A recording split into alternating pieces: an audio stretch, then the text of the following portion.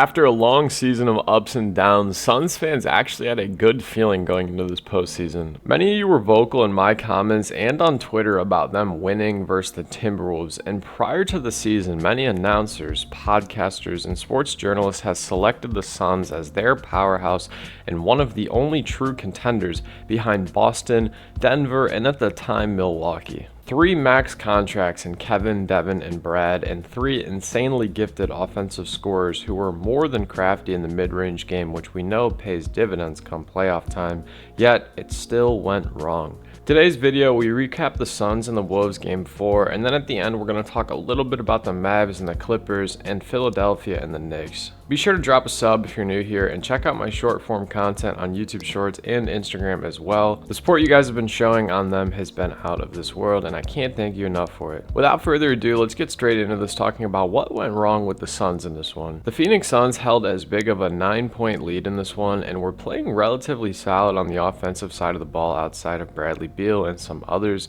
The issue was 2 words: foul trouble. This entire series, but this game in specific, the Suns could not defend at all without getting in foul trouble or having defensive breakdowns. Bradley Beal was horrid in this game, and I hate to be that guy. I really don't like talking about downfalls, but if you go up on the podium and say, I'm not getting swept, I've never been swept in my career, and then in an elimination game you drop 9 points on like 1 for 10 from downtown, I mean, it's on your home court in an elimination game. That is just rancid. While Kevin and Devin looked nearly unstoppable on the offensive side of the ball, Kevin did say after the game that he has never felt comfortable in his role alongside Devin Booker, which is very interesting because if you watched this series, it felt more real that Kevin was just in that corner waiting for the ball to come to him, and that's just not what we've seen out of Kevin. Even when he played alongside Kai and James, even when he played alongside Steph and Clay,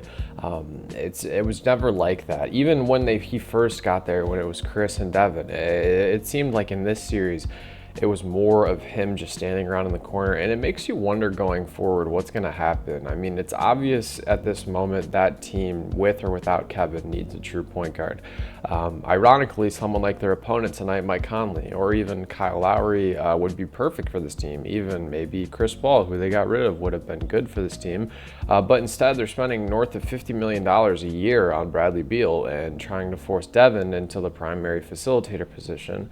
I think next year, if they decide to keep Brad and keep Kevin and Devin or whatever, it has to be about building the bench up and not maybe letting go of Frank Vogel. I don't know how Suns fans feel about his coaching style.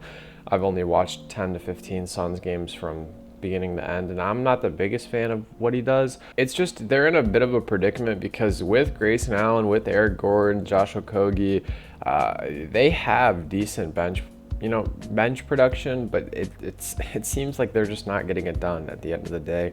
So Suns fans, let me know in the comments what you want to do. And as for the Wolves, I'm very proud that they stood on business in this one. They did a lot of trash talking in game 3, and it's good for them to just stand on business and finish out the sweep.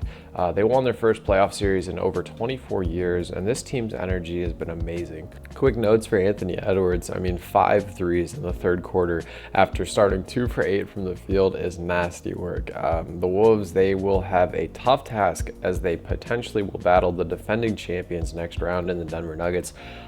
I couldn't be more excited for that series. It's good that the Wolves are going to get some rest. Obviously, you win quicker, you get to rest longer, watch more film, digest some form of game plan on how to stop Nikola Jokic. Obviously, this is going to be a rematch, as last year the Nuggets handled the Wolves in 5 games, but last year they didn't have McDaniels, they didn't have Naz Reid, Rudy Gobert, and Kyle Anderson were having issues, yada, yada, yada. And then moving on to that Mavs and Clippers game, I just have to quickly just give some flowers to Paul George and James Harden.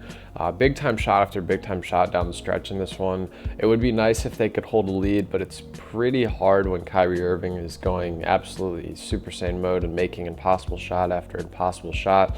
This series is interesting because when Kawhi Leonard has been playing, he's obviously nowhere near 100%, and when he's not playing, the Clippers are much faster in transition, and they use that to their advantage while the Mavs struggle with their pace. My original pick was Clippers in 7. I guess we'll have to see how it ends up. Kyrie's been amazing, and this series is so much fun to watch. I think PJ Washington has been pretty excellent in this series for the Mavericks.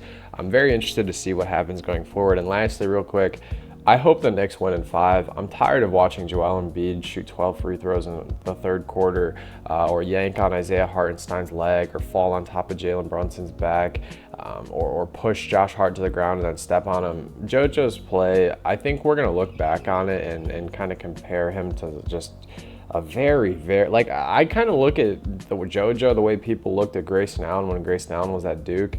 And if you're new to basketball, that's not a good thing.